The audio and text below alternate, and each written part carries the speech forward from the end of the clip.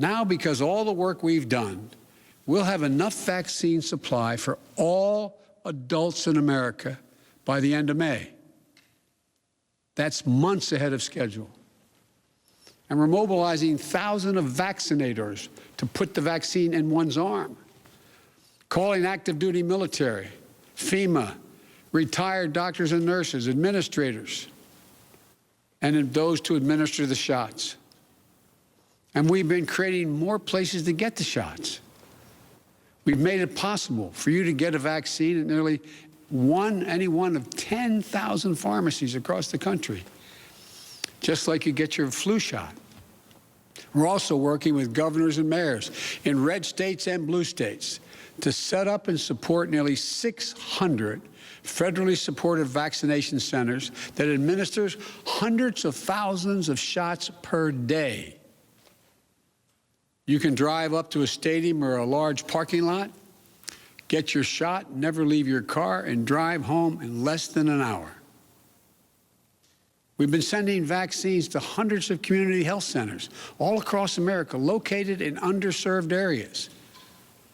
And we've been deploying, and we will deploy more, mobile vehicles and pop-up clinics to meet you where you live so those who are least able to get the vaccine are able to get it. We continue to work on making at-home testing available. And we've been focused on serving people in the hardest-hit communities of this pandemic: Black, Latino, Native American, and rural communities. So what does all this add up to? When I took office 50 days ago, only 8% of Americans, after months, only 8% of those over the age of 65 had gotten their first vaccination. Today, that number is 65%. Just 14% of Americans over the age of 75 50 days ago had gotten their first shot. Today, that number is well over 70%. With new guidance from the Centers for Disease Control and Prevention, the CDC, that came out on Monday, it means simply this: millions and millions of grandparents who went months without being able to hug their grandkids can now do so.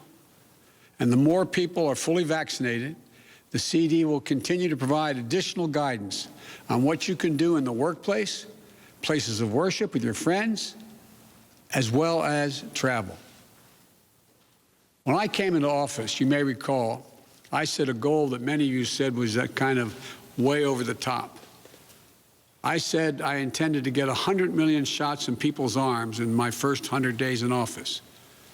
Tonight, I can say we're not only going to meet that goal, we're going to beat that goal, because we're actually on track to reach this goal of 100 million shots in arms on my 60th day in office.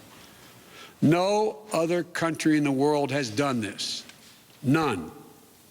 Now, I want to talk about the next steps we're thinking about. First, tonight, I'm announcing that I will direct all states, tribes, and territories to make all adults, people 18 and over, eligible to be vaccinated no later than May 1. Let me say that again. All adult Americans will be eligible to get a vaccine no later than May 1. That's much earlier than expected. Let me be clear. That doesn't mean everyone's going to have that shot immediately, but it means you'll be able to get in line beginning May 1. Every adult will be eligible to get their shot.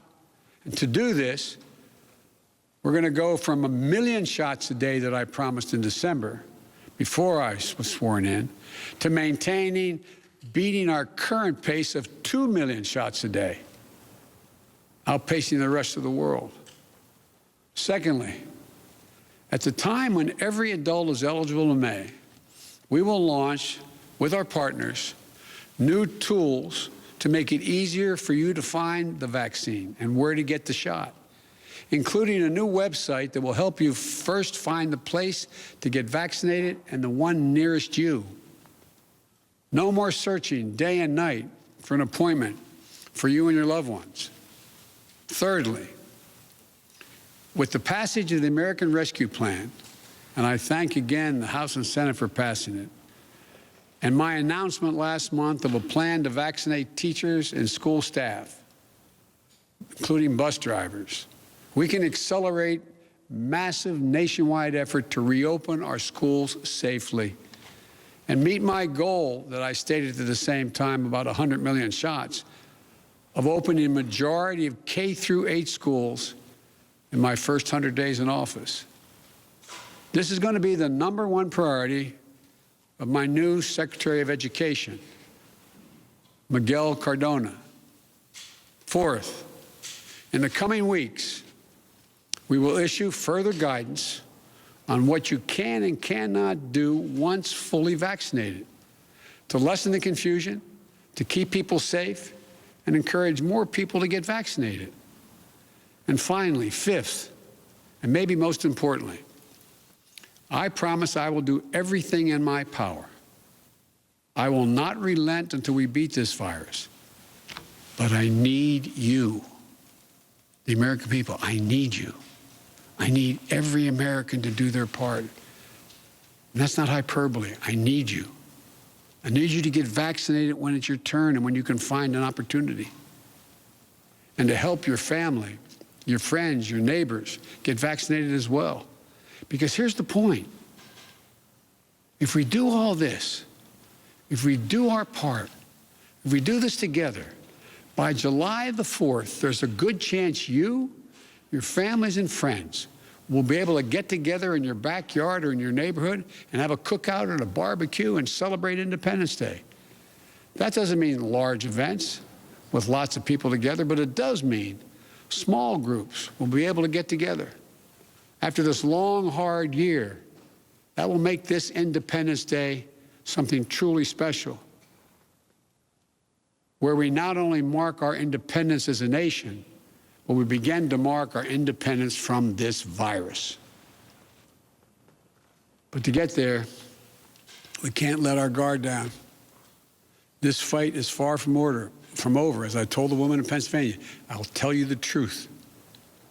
On July 4th, with your loved ones, is the goal. But a lot can happen. Conditions can change. The scientists have made clear that things may get worse again as new variants of the virus spread. And we've got work to do to ensure that everyone has confidence in the safety and effectiveness of all 3 vaccines. So my message to you is this. Listen to Dr. Fauci, one of the most distinguished and trusted voices in the world. He's assured us the vaccines are safe.